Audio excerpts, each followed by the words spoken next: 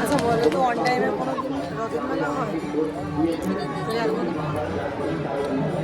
এখন হচ্ছে বাড়িতে আগের বছর এসেছিলাম, সবাই মিলে এসছে আবার রথের মেলা। বছর আমার মা মাসি অ্যাড হচ্ছে।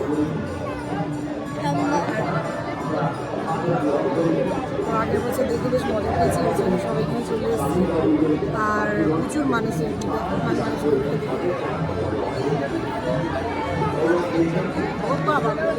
মন্দিরটাও দেখাবো। মন্দিরটা হচ্ছে রাধাকৃষ্ণের মন্দির।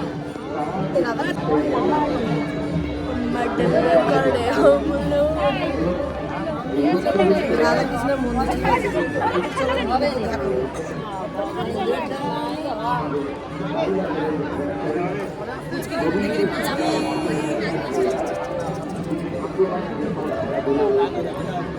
হ্যাঁ করছে ক্যামেরা দেখে।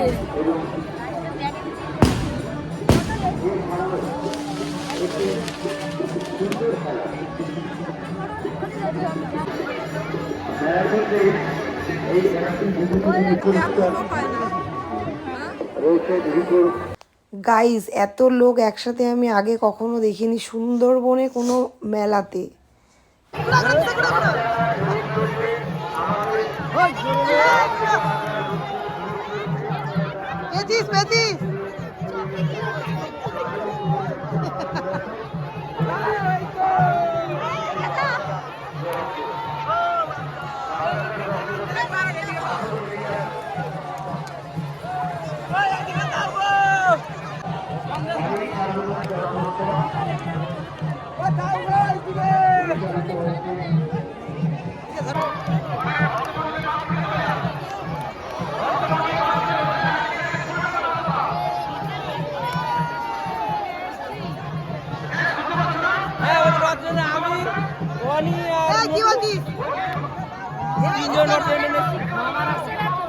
মেজরা পিছনে দেখে গেছে। বড়দিন আসতে চা দেখবো চলো।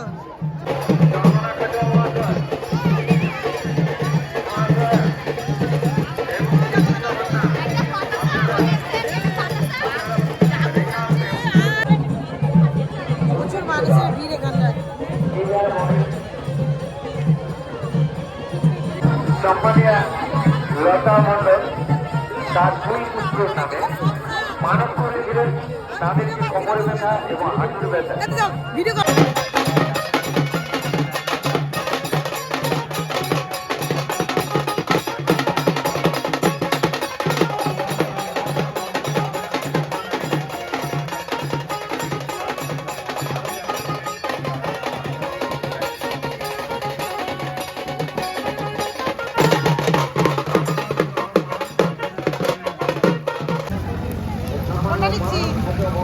এইগুলো এখনকার সব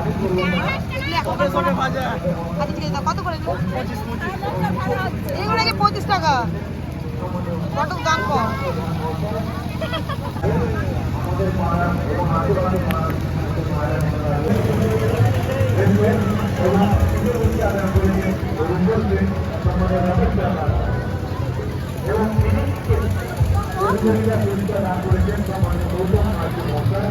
ভালো খেতে না।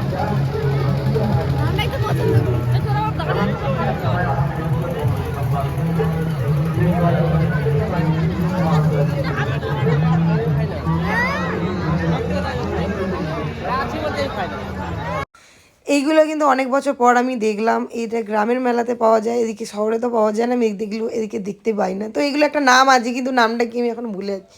কে কে জানো একটু আমাকে কিন্তু জানাও কমেন্ট করে, ঠিক আছে? রথ তো টানতেই পারলাম না, আমাদের বেরিয়ে রেডি হতে আস্তে আস্তে রথ চলে এসেছিলো। তো যাই হোক ব্যাড লাক। তো তারপর আমরা চলে এলাম মেলার মানে সব দিকে ঘুরতে ঘুরতে চলে এলাম স্টেজের কাছে। এসে দেখছি যে এখানটায় ছোটো ছোটো বাচ্চাদের নাচ গান হচ্ছে। তো আমরা সবাই মিলে একটু দেখলাম, দেখার পরে এখানে বসে গেছি। গ্রামের মেলা একটা কি যে বসার কোনো জায়গা দেয়নি, আমরা এখানে নিচেই বসে গেছি। তবে বেশ কিন্তু মজা, পরিবারের সবাইয়ের সাথে বেশ দিনটা বেশ ভালোই কেটেছে। আমার তো বেশ খুব ভালোই লাগে এরকম গ্রামের মেলা। গ্রামের মেলা কার কার ভালো লাগে অবশ্যই কমেন্ট করে আমাকে জানাবে।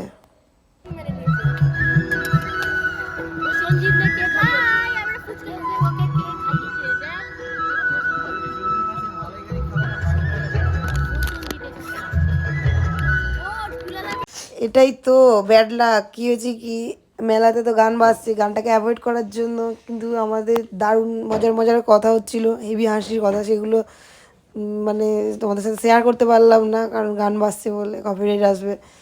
তো এই গানটা হচ্ছে যাদেরকে তোমরা দেখতে পাচ্ছ এগুলো সবাই আমার পরিবারের লোক। আর আমি এখন এসেছি বালি, সুন্দরবন বালি, মানে হচ্ছে এটা আমার বড় ননদের বাড়ি। বড় ননদের বাড়িতে সেখানে আমার মাও ছিল, আমার মাসিও ছিল, তারপর শ্বশুর শাশুড়ি থেকে শুরু করে আমার 3টে ননদ, ননদের ছেলে, বাপি, 3টে নন্দাই, মানে সব এ টু জেড, তিশা, আমি, মানে সবাই মিলে একসাথে, মানে দিনটা খুব ভালো কেটেছে। আর তারপর দেখো একটা দোকানে ফুচকা খেতে দাঁড়িয়েছি সবাই মিলে, মানে ভিড় করে দাঁড়িয়েছি, অন্য আর কারোর কোনো প্লেসই হয়নি ওখানে দাঁড়ানোর মতো। আর মানে আমরা খেয়েই যাচ্ছি। আমি তো বেশি খেতে পারি না ফুচকা, যেহেতু 10 টাকা না 20 টাকার মতো খেয়েছি। বাট তারপর লাস্ট পর্যন্ত কে কে টিকে থাকলো সেটা আর ভিডিও করা হয়নি, কারণ হাতে আইসক্রিম, জলের বোতল, ব্যাগ, ফোন, হ্যাঁ মানে দুজন কম্পিটিশন লাগছিলো, একটা লম্বু আর একটা হচ্ছে মানে আমাদের এই কীরম বলবো, মানে লক্ষ্মী আর আমাদের ওই মামের ছেলে।